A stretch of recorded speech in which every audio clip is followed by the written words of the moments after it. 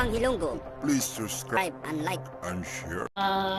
Regarding dun sir sa inano ng China na sinampa nilang diplomatic protest laban sa atin, may dapat po ba tayong ikabahala ron? At anong sabi ni Pangulong Bongbong tungkol po dun? Well, una sa lahat, no? Wala tayong dapat ikabahala sa mga ganitong diplomatic protest ng China dahil alam naman natin wala silang basihan. The 2016 Arbitral Award is very clear, no? Sinabi nilang walang basihan ang 9-line claim ng China na tangi lang naman na nilang ginagamit na reference, no? Every time they assert their sovereignty dito sa karagatan, hindi lamang sa West Philippine Sea, kundi sa buong South China Sea. So, wala silang basihan. Para sa akin, ito ay isang katang-isip lamang nila. Kung sabi ni Pangulong Bongbong Marcos, ang West Philippine Sea ay hindi katang-isip lamang. Ito ay totoo, meron tayong batayan. Wala silang ganyan. No? In terms of the United Nations Convention of the Law of the Sea, wala rin silang kahit na anong article dito na magdidepensa sa kanilang diplomatic protest. When we talk about UNCLOS and the 2016 Arbitral Award, ito lahat ay naka-align sa ating posisyon sa Escoda Shoal. Ang Escoda Shoal ay may layo lamang na 112 nautical miles away from Rizal, Palawan. So you can just imagine kung gaano kalapit ito sa Pilipinas at more than 1,000 nautical miles away from Hainan in China.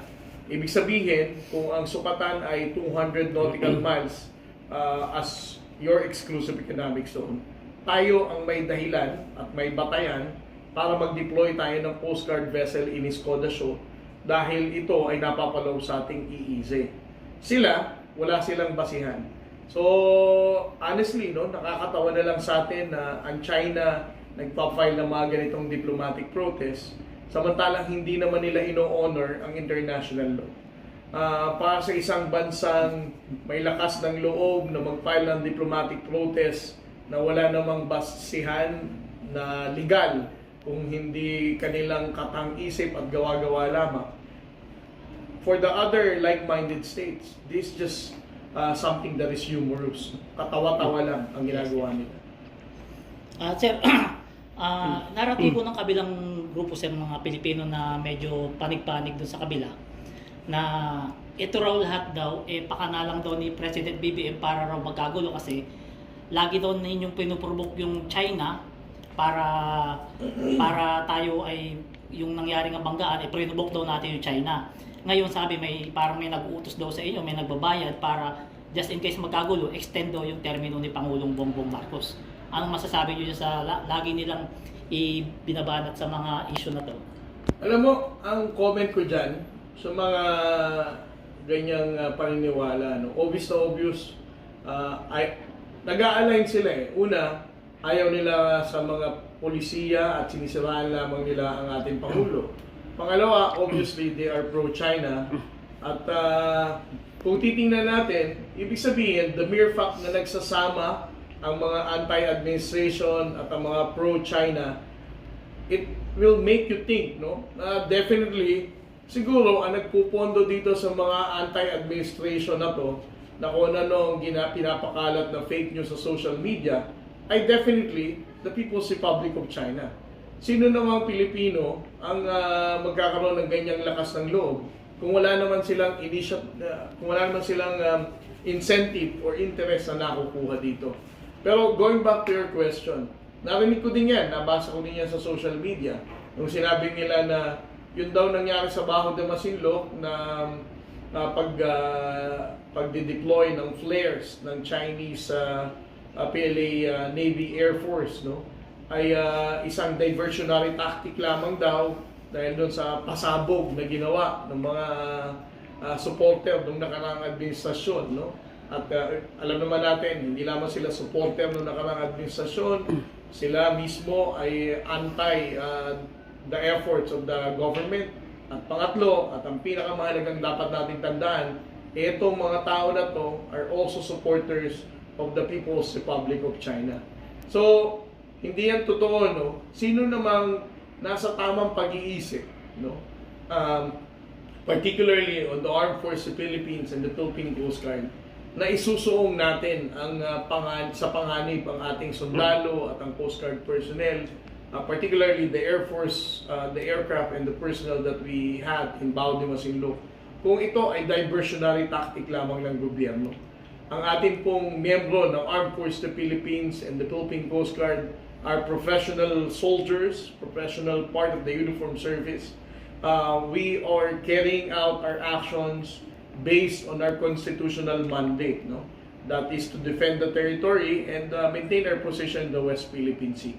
Hindi po tayo sunod-sunuran lamang sa pang-personal na interes ng kahit na sino man. At sa totoo lang po, ang ating pong Pangulong Bongbong Marcos, mula nung unang araw niya na umupo sa palasyo, ang tanging pangako niya lamang po ay hindi niya isusuko at titindigan ang laban natin sa West Philippine Sea.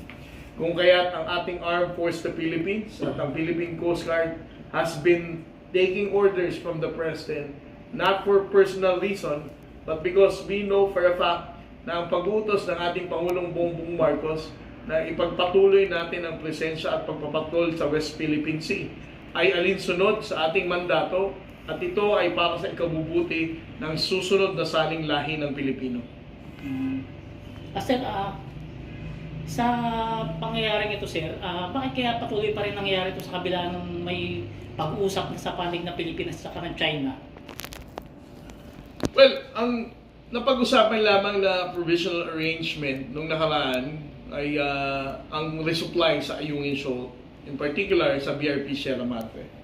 And then we also have to think and recognize, no, the efforts of the Department of Foreign Affairs kung saan yung mataas na agresyon at tensyon sa pag-resupply natin sa BRP Sierra Madre ay tuluyan nating napababa, no, sa efforts ng ating mga diplomat sa Department of Foreign Affairs. However, yung nangyari na to sa Skoda Shoal is a different arrangement, no? As I said, the arrangement that we had in Ayungin Shoal is only for Ayungin Shoal. Etong buong kalahatan ng West Philippine Sea na alam naman nating napakalawak ay hindi cover nito. So, itong aggression ng Skoda Shoal, I can only speculate, no, that the People's Republic of China needs this kind of incidents, no, for their own government to say na they are still aggressively standing for their false narrative na that 9-dash line is definitely defined, no, the maritime jurisdiction of the People's Republic of China. So para sa amin, ang China, ginagawa lang nila to para sa domestic audience nila. Para sabihin sa mga Chinese people na ang Chinese government is really that strong, no, to counter the efforts of the Philippine government in trespassing. According sa nila, we're the one trespassing. But the moment, no, na maramdaman na naman nila ang mataas na tensyon, I can only assume, no, and of course, the support of the international community, I can only assume that the People's Republic of China will once again join us in the negotiating table with our DFA diplomats to once again magkaroon ng maayos na pag-uusap at mas mapayapang pagresolba ng ating differences in Skoda Shoal. Sir, may idea po ba kayo, sir, kung bakit ho hindi sinusunod ng China ang 2016 arbitral ruling, sir? Well, isa lang naman ang sagot dyan, no? Definitely, the moment na sundin nila ang arbitral ruling ng 2016, ibig sabihin, the Chinese government, the Chinese Communist Party in particular, is giving up their entire claim sa buong South China Sea. We also have to remember, no, na ang claim nila ng 9-dash line na position nila na yan sa South China Sea is also one of the foundations na tinitindigan ni Xi Jinping, no, na patuloy niya sinasabi na kanila. So, kung sasabihin niya, let us abide with the 2016 arbitral ruling, it will make him look weak, no? Therefore, ang regime survival niya, mas bababa ang suporta ng Chinese members ng Communist Party. And then eventually, other members of the Communist Party will also challenge his leadership. Buti sana kung within the party lang ang pag-compete sa leadership. What if kung yung 2 billion na Chinese people will also lose support sa Chinese Communist Party? So ganyan katindi ang impact ng paglaban nila sa sa entire South China Sea, no? The reason why they are not adhering to the 2016 arbitral award is for the survival not just of Xi Jinping but for the survival of the Chinese Communist Party, wherein they are justifying na they can lead their country in dominating this region.